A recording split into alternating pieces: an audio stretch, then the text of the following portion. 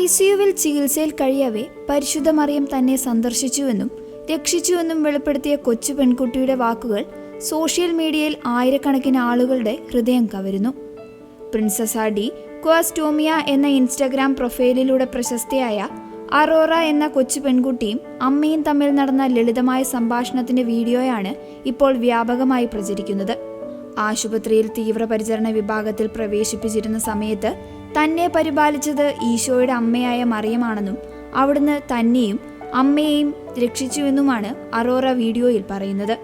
പരിശുദ്ധ കന്യകാമറിയം ICUവിലേക്ക് ഓടിയെത്തുകയും വേഗം വീട്ടിലേക്ക് പോകൂ എന്ന് പറയുകയും ചെയ്തതായി കുട്ടി നിഷ്കളങ്കമായി വിവരിക്കുന്നു. പെൺകുട്ടിയുടെ ഈ വാക്കുകൾ അടങ്ങിയ വീഡിയോ വളരെ വേഗത്തിലാണ് വിവിധ സോഷ്യൽ മീഡിയ പ്ലാറ്റ്ഫോമുകളിലൂടെയും വൈറലായത്.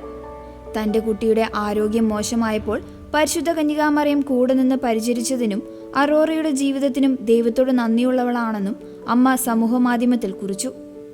അറോറയുടെ ആരോഗ്യ പ്രശ്നങ്ങളും പരിചരണങ്ങളും തെറാപ്പികളും പങ്കുവയ്ക്കുന്നതിനായി ആരംഭിച്ചതാണ് ഈ ഇൻസ്റ്റഗ്രാം അക്കൗണ്ട്.